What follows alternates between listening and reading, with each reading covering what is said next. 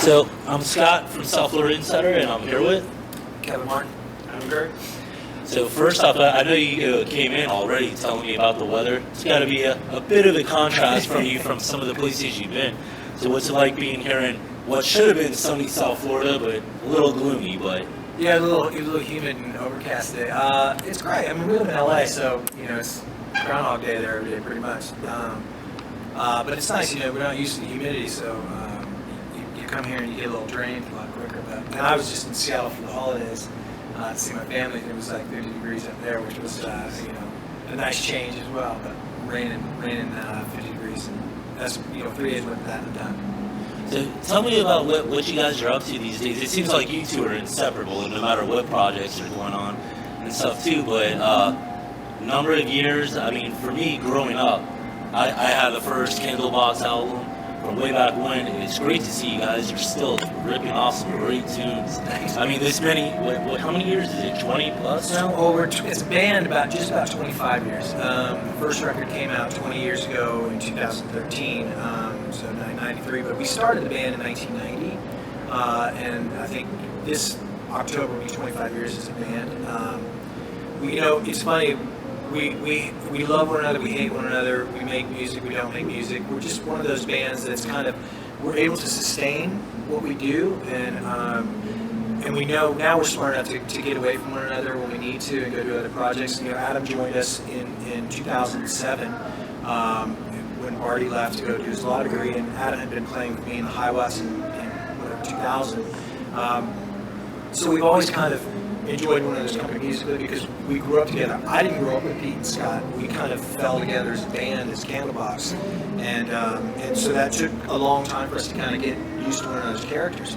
Adam and I, we started playing our own version of rock and roll in the Highwatts and became fast friends in that moment. And I think that's why for us it's easy to go and play shows because we're very laid back, and Adam knows how important he is to my songwriting and my ability to play songs, and because I don't ever let him know that he's not, and that's why I think we go out and do these acoustic shows and we have a lot of fun with it. And Candlebox, we just kind of got to the point where we got burned out.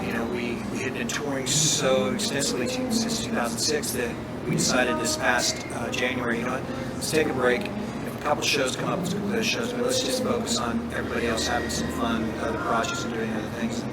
So here we are. So it's got to be kind of rewarding for you too. I mean, coming into something that's kind of already established, but yet you got somebody that's an established writer, and he's here saying that, you know what, I love your feedback, come be a part of this. And I mean, you two have really kicked it off pretty quickly. Yeah, it's been fun. I mean, from the get-go when we started with the Highwatts and everything, and like I say, you're coming into something that's established. It's great because the Highwatts was a great band, but we struggled. We really struggled because we couldn't get people out, we couldn't get the record out, we couldn't get the radio support because all that costs a lot of money that we didn't have. And the nice thing is with the Candlebox stuff is great because there's a fan base that's there. We want to make it as easy as, hey, it's Candlebox, to be able to show up, but to a degree, that's just what happens. So it's very, very nice to be able to do that, and then we branched off into other things. And I think just as a musician, you're always looking for something fresh and new and exciting. You love the things that you're establishing, but you get renewed energy by going out and doing other projects and then coming back with things. And I think Kevin's right. It's like Candlebox toured heavy for 7 years again, and you have to go and do other things. You have to get away from each other to a degree, but even more to the point, you have to find new inspirations. You find things that spark your interest, and you go in new directions. Then you come back to something, you've got new things to bring and a fresh approach. And I think hopefully that's what will happen with that. How hard has it been for you transitioning between doing stuff like you got the Gracious Few and the other men that I can't even pronounce? Le Projet. Is that French? Yeah, it's French for the project. I thought it was something simple, but for some reason I couldn't pronounce it. I didn't want to butcher it. But how did it come into being, like transitioning rather than just trying these different things with Candlebox? Well, I think, like I said earlier, Candlebox is a band that, when you have, as we had, 4 characters that didn't have a growth experience together, 4 different influences of music, it is hard to try and go a direction like we do with Le Bourget, or a high watts direction, or a Gracious Few direction, because the band has established itself in one style, and that's kind of where like Pete and Scott's playing style, it sits well with Candlebox. It doesn't really work with how Le Bourget works, and it doesn't really work with how the high watts and Gracious Few work, because it's not their style. So going and playing with somebody like Chad Taylor, who's in the band live, who has a very simplistic approach to guitar, but at the same time it's incredibly complex, and the tone is insane. It opens you up to a lot of different things.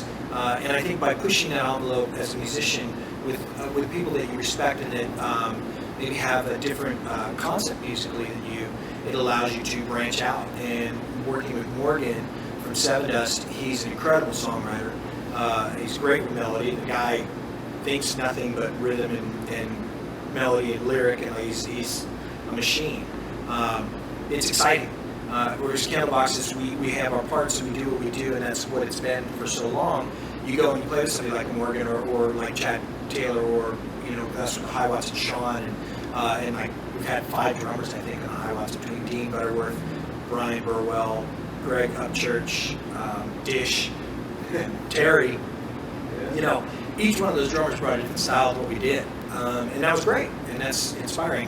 You stick with the guys that you've been with for so long, you know what's going to happen, and you know what the routine's going to be, and it just becomes a bit mundane. It's not that those guys are mundane players, it's just that's what it is. And when you can go play with other people that spark that interest and that inspiration, it makes it exciting. Like Pete and Scott have Lotus Crush with Terry McDermott from The Voice.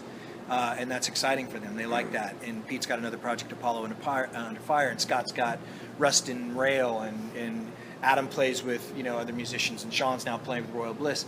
That keeps it fresh for us. When we get back together as Candlebox, we come in with the other influences that we have, and then we try and make those work. What's it like for you going somewhere where you're playing in front of a huge audience, outdoors, all that, to being kind of like a grounded, closed-in atmosphere where you got that crowd like right there up on you? It's got to be such a unique, different feeling doing these acoustic sets. It is, and for me, because I'm a bass player, guitar is a secondary instrument, it's a writing instrument for me. So for me to play acoustic guitar in front of people, it's really fun because I'm nervous, for the first time in years. Like, I know my gig as a bass player, I can play, anytime, anywhere, any situation. I don't really get nervous anymore. I get excited, I enjoy it, but to be nervous again, it's kind of fresh. It tells me that I'm pushing my envelope somehow, and same thing with the creativity in writing music, to push yourself as a player and do something that you're not comfortable with and not used to. I think it's good for everyone. Get outside your comfort zone. So for me, it's fantastic. I mean, I don't know about playing in front of a huge festival crowd playing acoustic guitar. I don't know if that really goes across, but honestly, the bigger gigs are easier. They're not as intimate. You don't see every single person up in your face. And these smaller clubs, it's a lot of people that you've seen at a lot of these shows, and they're right there. It feels a little more naked in the small clubs, I think, a little more intimate. Is there a venue out there that, to this day, it's been so many years that you haven't played, that maybe you want to just get out there and kind of rock it? Yeah, Europe, South America, Asia, Malaysia, Russia, any place besides the United States. We played. The nice thing about doing the acoustic thing is we can revisit the songs. So it doesn't just feel like Candlebox. We do some high watts tracks in there. We have some Gracious Few stuff in there, and I think we may even start throwing some of the Le Bourget stuff in there at some point, just because it's fun. But going and playing Candlebox in Russia or Europe or Asia, Malaysia, South America, Australia, that's something that I really, really want to do, that we just were never able to. And kind of considering the super group, I guess, factor you could kind of say between you and members of Live, do you ever see something where it's like, I guess, like a cover song, maybe you're doing stuff of Live, or is that kind of like untold territory you kind of dip into? Well, we tried it, and I'm not that kind of a singer. It really didn't work. When we started with the Gracious Few, I think we did a couple songs of theirs, and it's just not right. I don't sing it right. It doesn't feel right. And they tried doing a couple Candlebox songs, and it's just, there was no need for it. That's their thing. We have our thing, and unless we were to totally kind of deconstruct those songs by one another's bands, we may be able to find But then it's not even the same song no, anymore. No, so and I think sometimes it's better left to the guys that can carry that kind of a tune. So what's kind of the future hold for you guys coming up, near future projects you're doing?